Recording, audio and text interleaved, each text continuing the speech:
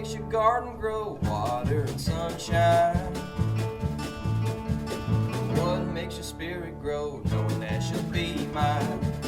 Well, hello friends, welcome to Freedom Homestead. I have some tomatoes back here to process for some salsa, finally. I have some cucumbers.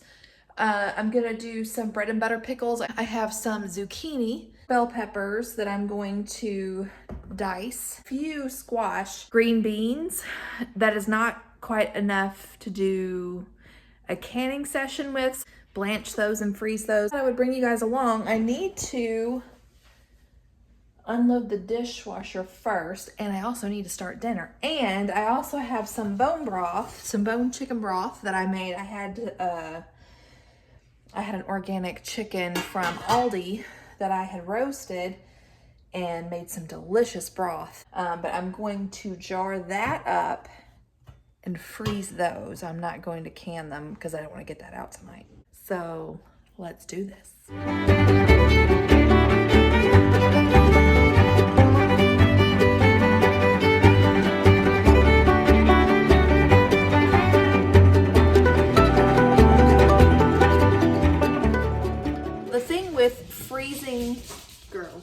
The thing with freezing broth in mason jars is that you have to make sure you allow enough headspace for expansion. And if you don't give it enough room for expansion, you're gonna break your jars. I have thrown away many of them because I couldn't quite figure out the proper headspace. This is actually making me a little nervous. I might pour some of this off.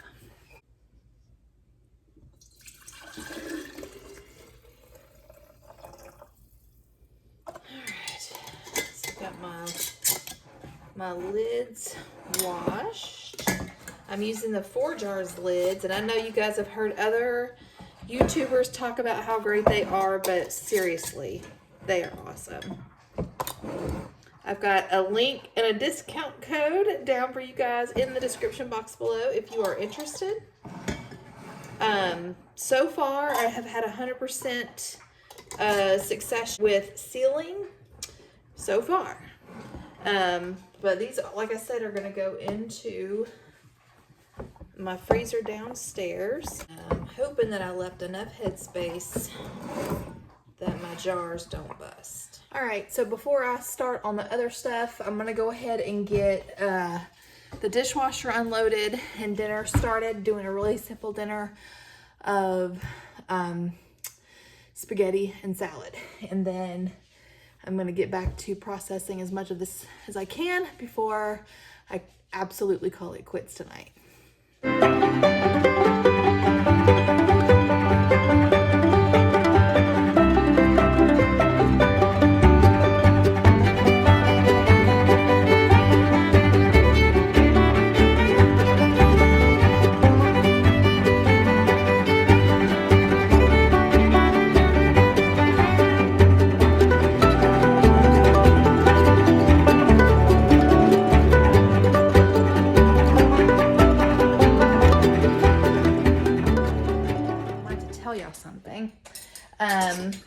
I'm sure those of you who have been following us for a while can tell that I have been struggling with just a lot of stuff going on.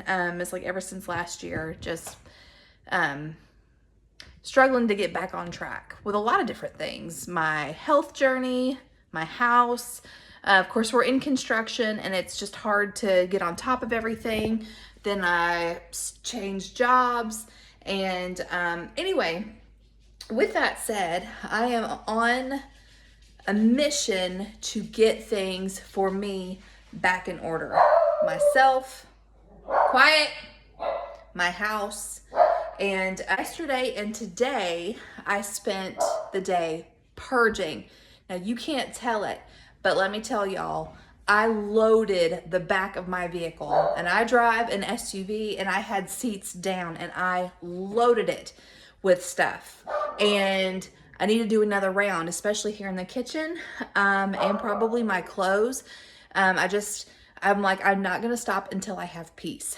And so, anyway, I just want to encourage you to do that. If you feel like you're just overwhelmed, what I'm doing, the approach that I'm taking is I am hitting the areas that bother me the most. I did my bathroom. I got rid of a bunch of products, you know, like, I don't know. I buy products for my hair, for my skin, and then I find that I don't really use them. So, I mean, I gave myself permission to get rid of the things that are a burden, things that I'm not using, things that I find that I'm putting more effort into maintaining those things than I find necessary.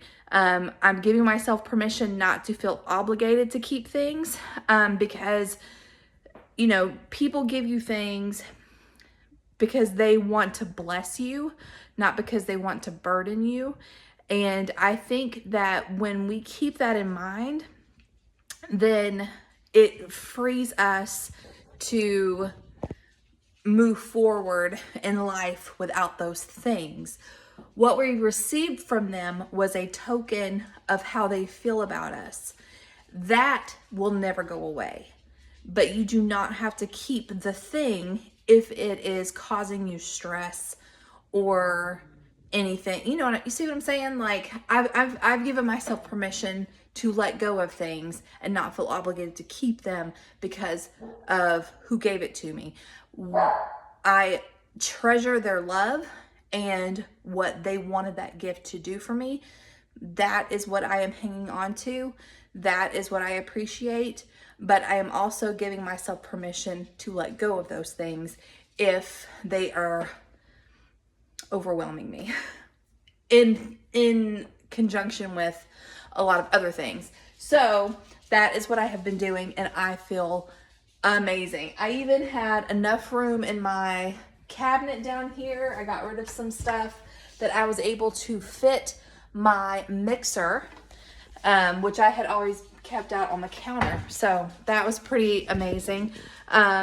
My cabinet up here, I got rid of all the bags except for, I said to myself, you can keep whatever will fit in this container.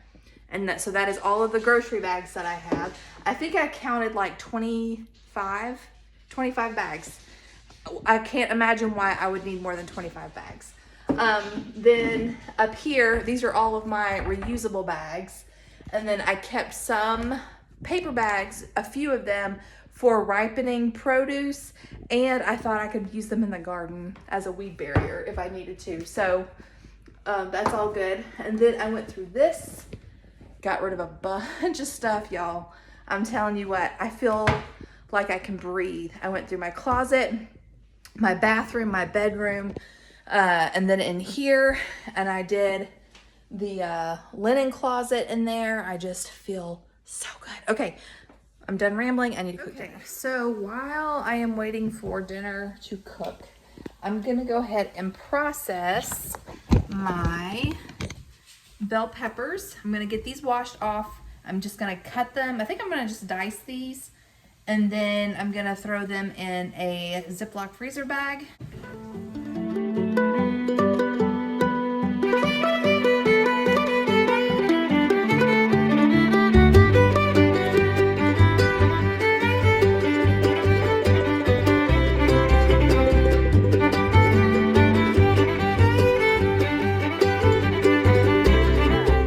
Got the bell peppers chopped and in a baggie labeled, and I'm still waiting on the pasta to finish, so I'm going to go ahead and start working on the zucchini. I'm just going to shred all of it, that way I can add it to sauces and things in the future, or I can make zucchini bread, zucchini muffins, zucchini cookies, zucchini whatever.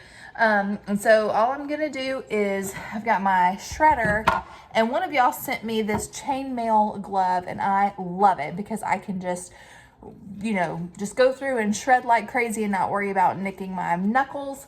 So I'm gonna get these zucchinis washed, get the ends trimmed. I've got my chicken bowl going for scraps, and I'm gonna work on shredding these while I'll wait on the pasta. And then how I freeze the zucchini is I just put them in Ziploc bags, 2 cups per bag, because most zucchini bread recipes that I follow call for 1 3/4 cup to 2 cups per batch. So that is what I'm gonna do.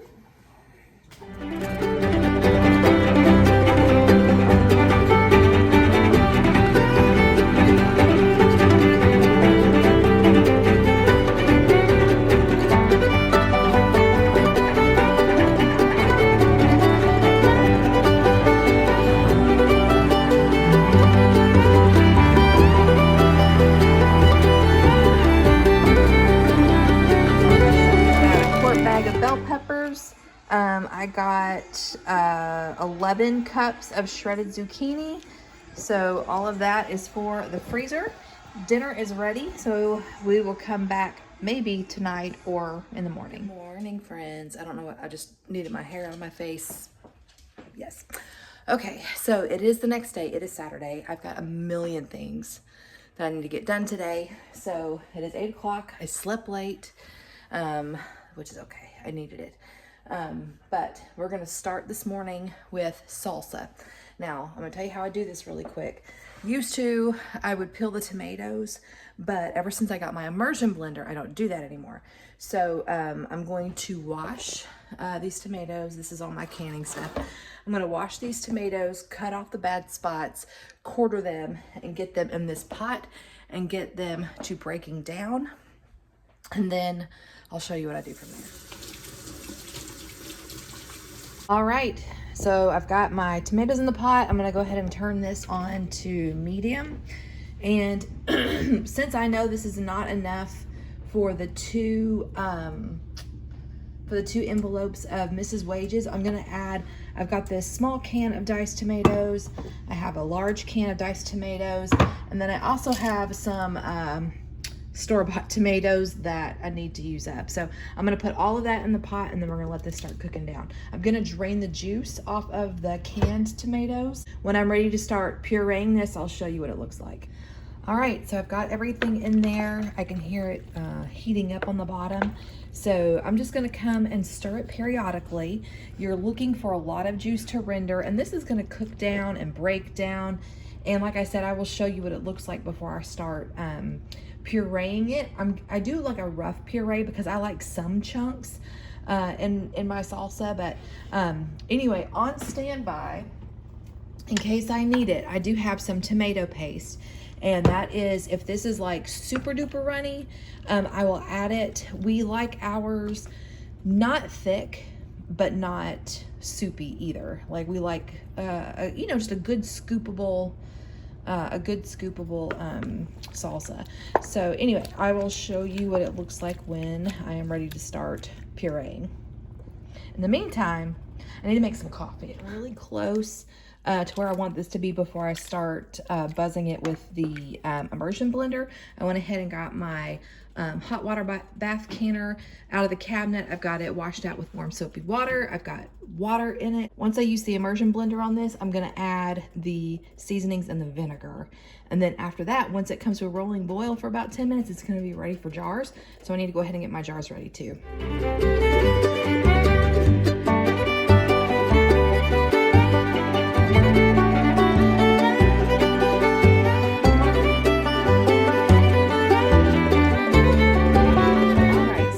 I'm getting ready to use the immersion blender. So this is what it looks like right now. Sorry for the steam.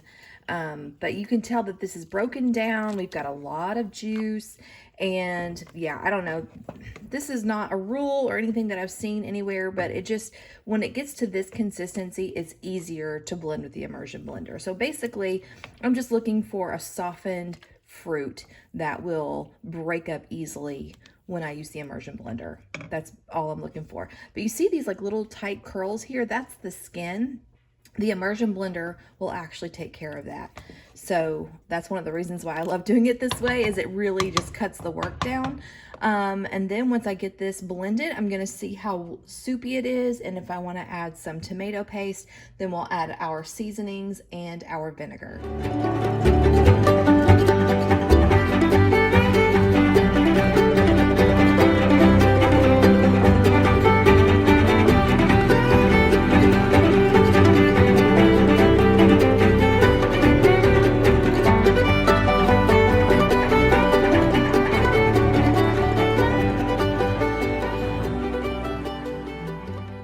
right, so this is what it broke down to.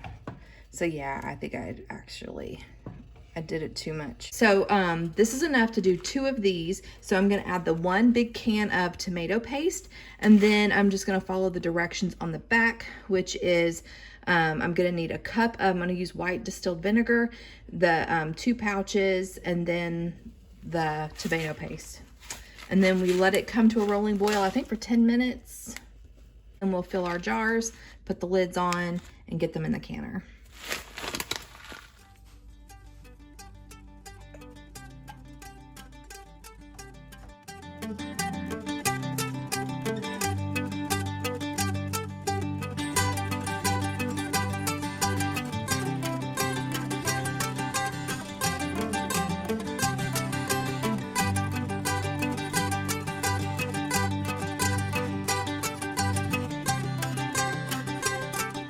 I am going to put a couple of tablespoons of lemon juice in each jar, just to make sure that our pH is at a safe level.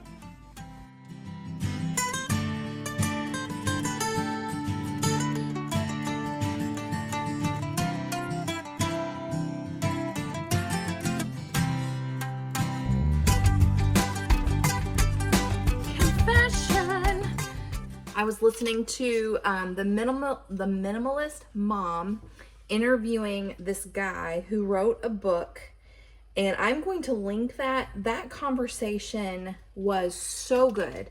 The link between anxiety and clutter, oh, so good. And it has a lot to do, like I was telling you guys yesterday, about how I have been decluttering my house just because I have felt that things were just completely out of control.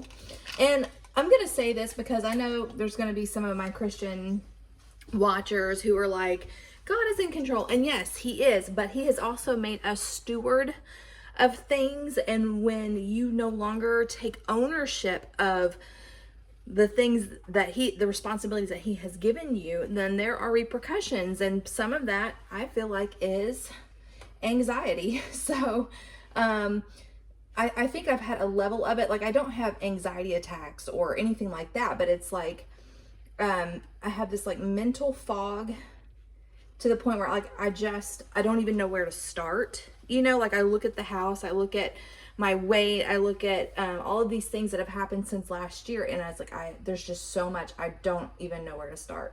So, but a lot of it, like I said, is like, I have relinquished ownership of it. And so now I feel like I'm in this fight or flight mode constantly.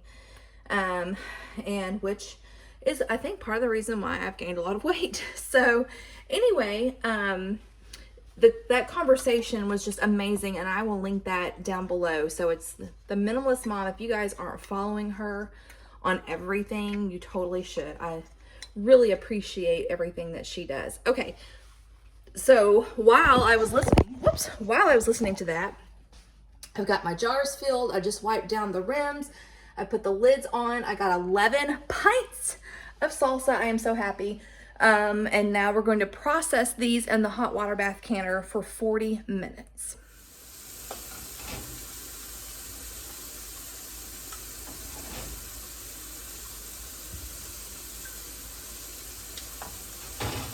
I'm trying to get the water a couple of inches over the tops of the jars.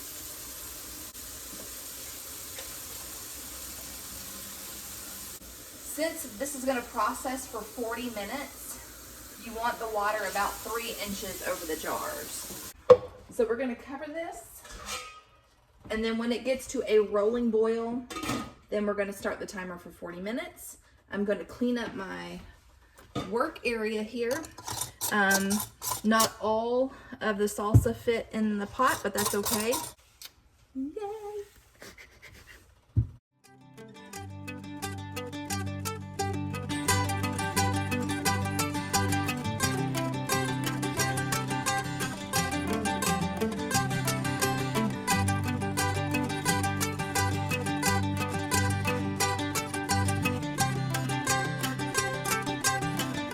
So now while the salsa is processing, I'm going to start on the bread and butter pickles.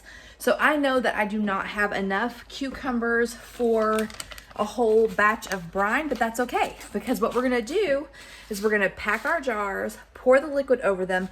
Any liquid or any brine that is left, we're going to save it for the next time I have cucumbers. So we'll just put it in the refrigerator, and then when I bring in enough cucumbers to do a few more pints, we'll heat up the brine, prepare the jars, pour it over, and process them. It's not a big deal.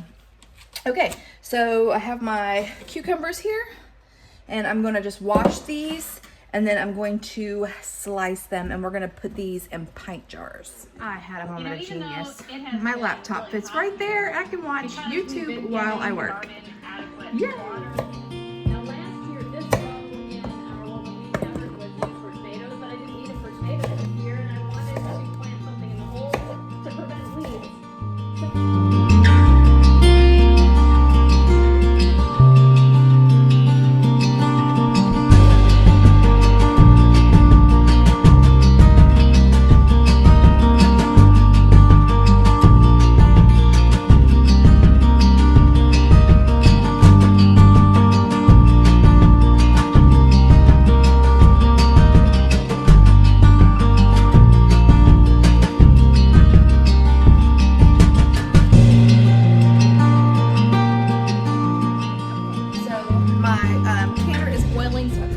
Going on that. I've just finished slicing the cucumbers, and so now I'm going to start the brine. And like I said, I'm using the bread and butter pickles from Mrs. Wages. Again, love this stuff. It's really, really good. So you add 6 3/4 cup of white distilled vinegar, 7 cups of sugar, and then a pouch of the bread and butter pickle mix. So I'm gonna go ahead and start the brine, because really all you're gonna do is you're gonna heat it up and stir it until everything dissolves. Then you take it off the heat, and then you pour it over your cucumbers in the jar. So I wanted to go ahead and get this going before I started packing the jars.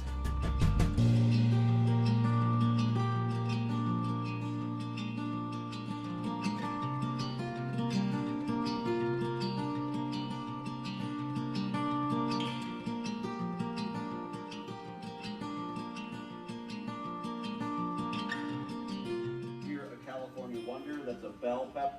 Wow. Okay, so all right, so I've got the brine going. We're just waiting on all of the ingredients to dissolve. It smells so good. I love bread and butter pickles, and if you've never had a bread and butter pickle, it's sweet and tangy, a little different than a sweet pickle. It has a couple of different spices in it. Don't ask me which ones, because off the top of my head I can't remember what they are, but anyway, they're really good. And so if you're eating something rich like a casserole or something like that, having the bread and butter pickles alongside of it just really, kind of cut through the richness. And all right, so just to show you really quick, all of my jars are clean. So to show you how I pack cucumbers in here is I just take them and I put them in the jar, and then every now and then I shake them down,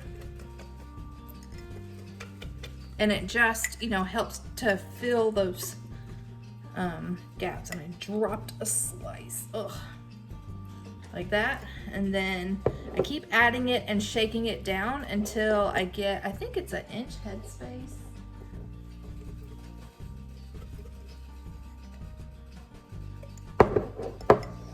Because what you don't want to do is to pack your jars, fill it with liquid, process it, and then everything like floats to the top, and then you have this much liquid and this much cucumber. It's really frustrating. So if you really can just shake it down and get it really, really in there and fill those crevices full, then you don't have wasted resources there. See, there's not gonna be, and these, whenever the hot liquid hits these, they will shrink up a little bit. So yeah, you want to leave 1/2 inch head space. And then this even says that unused brine can be used, be put in a container and left into the left in the refrigerator up to a week.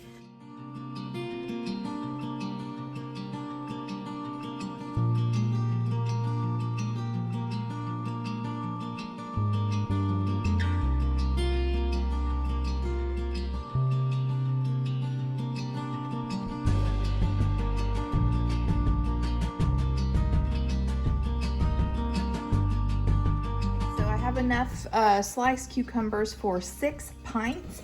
I do have a few left over. That's not enough to make a pint, so I'm just gonna eat them. All right, so the brine is done. Everything is dissolved, and I still have 17 minutes left on the salsa. So I'm gonna go ahead and get my lids washed, and get everything ready, because when this goes off, we're going to turn the heat off. We're going to take the lid off and let it sit for about 5 minutes, and then we'll go ahead and pull everything out. And then I'm just going to put the pickles right in.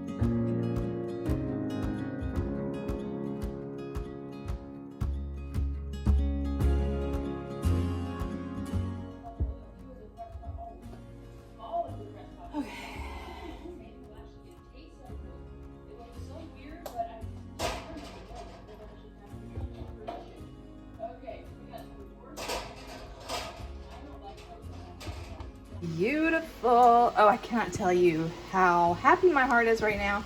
So salsa out, bread and butter pickles are in. So bread and butter pickles are in.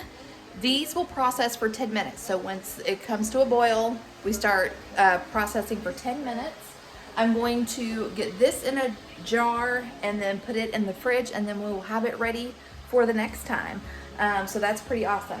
I need to get some things cleaned up. I've got some squash I'm gonna do next. I also have some green beans, not enough to can, so we'll just blanch those and get those in the freezer. All right, I'm watching my sweet friend Anna at the Fermented Homestead, and I've decided I'm gonna go ahead and start on the green beans. So I'm gonna pull those out of the fridge, get those washed and broken up.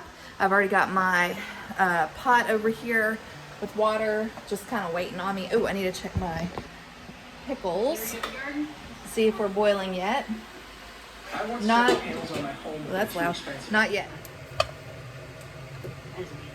I'm super excited about this one. You saw how simple that was. I just grabbed a bunch of spices on like put it in the pan and adjusted it until it tasted the way that I wanted it.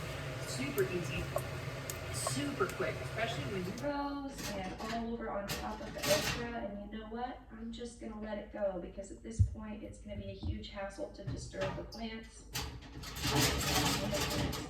All along the back in pots. They're also doing great, so it's a jungle in here.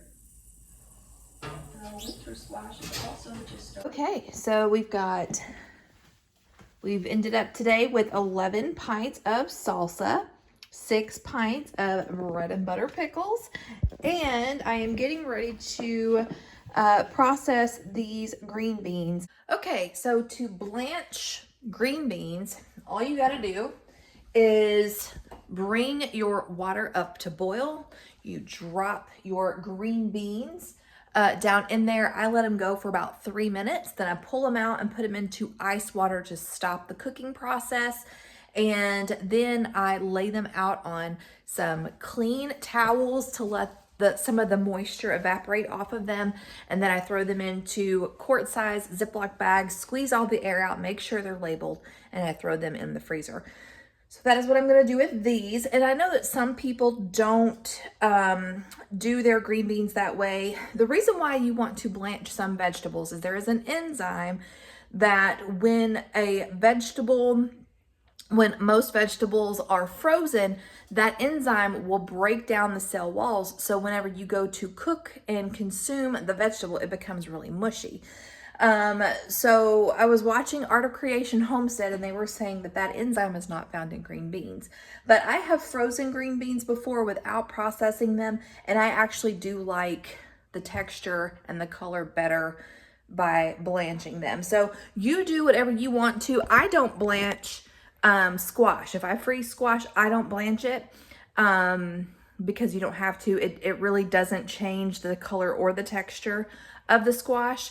And I learned that. I have a book called Preserving Food at Home, and by Janet Chadwick, and she's got a lot of great time-saving corners that are safe to cut and save you time and streamline your or make your time in the kitchen more efficient. So squash is something that I don't blanch, but I do still do green beans.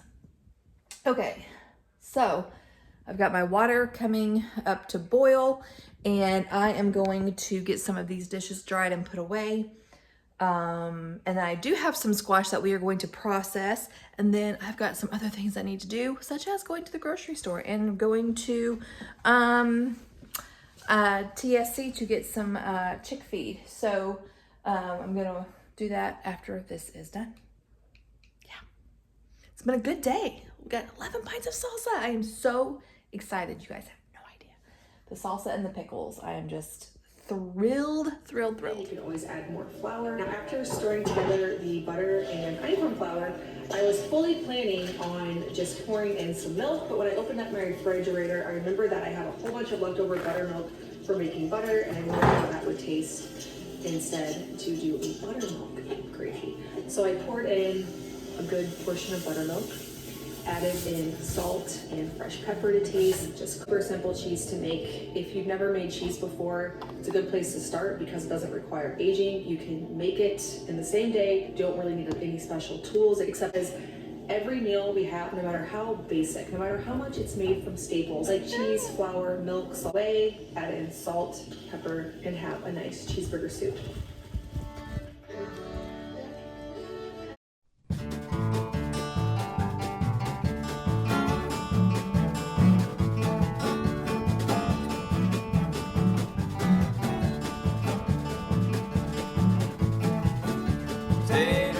Tater bug, eating my potatoes. Tater bug, don't want my tomatoes. Tater bug, what makes you so hungry? Tater bug. Thank you, friends, for hanging out with me in the homestead kitchen today. We got so much accomplished, so much food that we got put up. I am elated. I did do the squash, and I also did some okra, which I am saving for a separate video. This one is long enough, but if you will hang on and wait until the next couple of days, I will show you how I bread my squash and okra for freezing to fry later. So thank you so much for hanging out with me today. Until next time, remember to be vigilant, be prayerful, and be prepared, and we'll catch you in the next one. God bless. Bye, guys.